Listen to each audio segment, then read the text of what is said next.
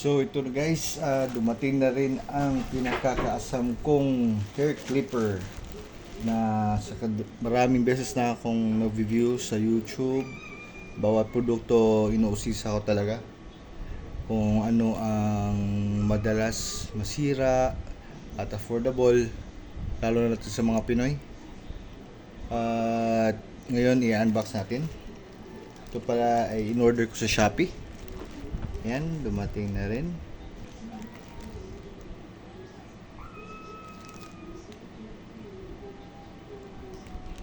So, ngayon i-unbox na natin guys.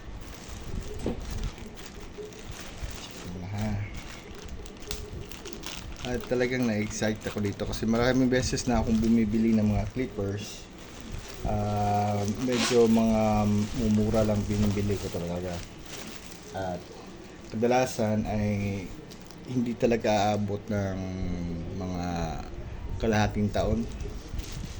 At yun, nakakapanghinayang. Pero mura din naman ang mga binibili ko.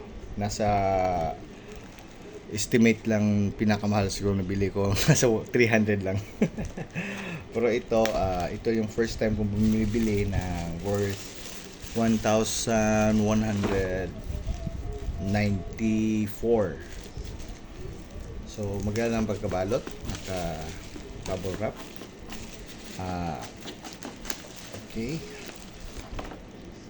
At lagi talaga akong bumibili sa Shopee. So yan na. Ito kasi yung nakikita ko, marami talaga akong na-view itong U-Beater.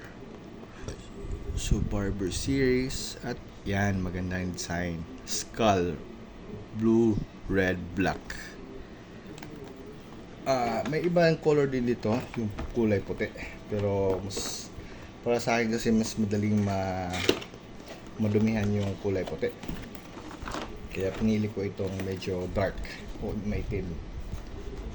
Yan guys. Maganda rin. At para sa akin, meron kasi akong na-review. Ilang beses talaga akong na-review. Meron ditong parang shifter na merong 3 locks. So ito yung nasa loob ng box. Yan. Manual. Ay, maganda. Okay. At least may English. At ang kabilang side, yung nasa kabilang bansa naman. Chinese. So, sana hindi agawin yung Spratist Island natin Hindi naman talaga lahat ng Chinese ay masasama. So, ito. Unbox na natin. Check nga yung nasa loob. So, first, ito na. Ganda. Maganda guys. Pero, ang bigat niya nasa 1/4. Hindi ko alam kung maabot mo ng 1/4 kilo. Pero parang tansya kung malapit doon. At may charger, USB yung sa adapter. At ito, mas maganda yung ganito. Hindi yung tulad ng iba na parang Android. Madali kasi masira mga pin nun. At yan, ang adapter charger. Ganda rin, mayroon siyang adapter charger kasi sa iba yung wire lang yung binibigay. At may kabigatan rin. Parang kapareho na kabigat ng mga Samsung. Siguro tatagal to. At ito yung ibang nasa loob.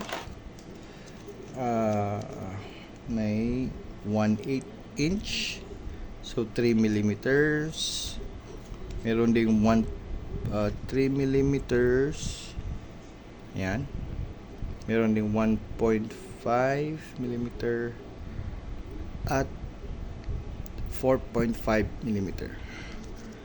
So isa to sa tatlong maliliit at mayroon ding malalaki. Ito naman 6 millimeter 10 millimeter at 13 millimeters.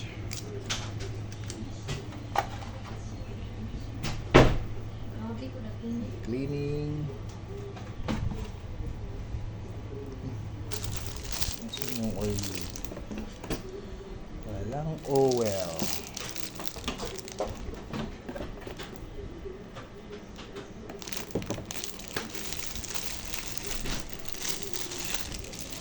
Ito na. Ganda.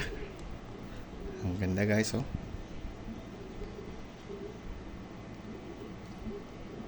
Yan. Ito kasi yung nakaka-intriga sa akin. Tanggalin muna natin tong parang safety lock niya. Test natin. Ayun, yun yung may tutunog. Meron itong pinakamababa.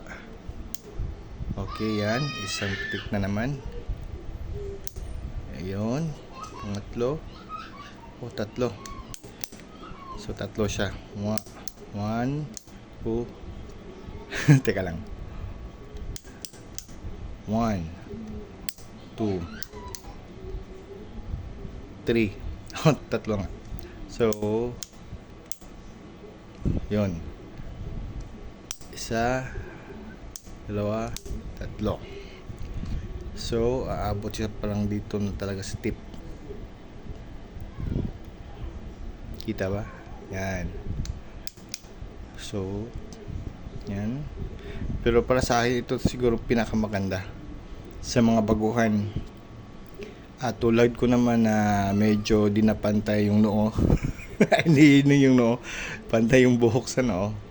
Kaya lagi kong kinakalbo. Yan. So, ito naman din yung yan na ito yung take niya sa switch. At ang maganda dito guys, ito kasi yung lagi ko nire-review. Meron daw siyang dalawang option. May mabilis tsaka katamtaman lang. Try nga natin. Oh, ayan.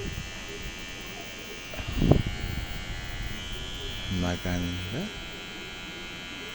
At ito yung second na mas mabilis pa. Ayun.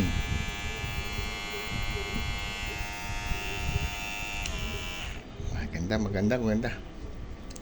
So, itatry ko to gupit sa anak ko tsaka sa akin. Tignan na lang ang result ng mga paggupit nito, kung gaano ba katalas. Para sa akin matalas naman. Try ko nga sa buhok ng leg.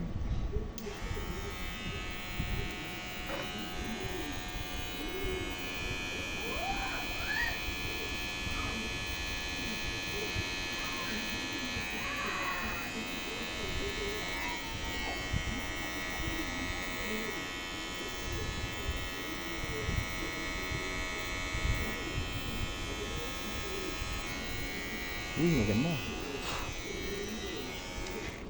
Matalas talaga. Nice.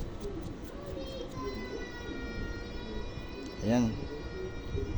So, para sa akin, salamat din talaga sa Shopee. At meron na tayong opportunity na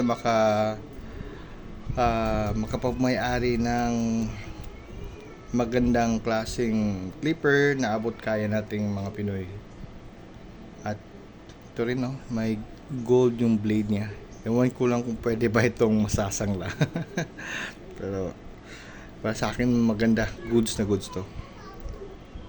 Thumbs up, you beater. That's all guys. So check for my next review ko sa paggupit ng buhok ng aking anak. At i-upload ko naman. That's all and God bless. Ito, maitim.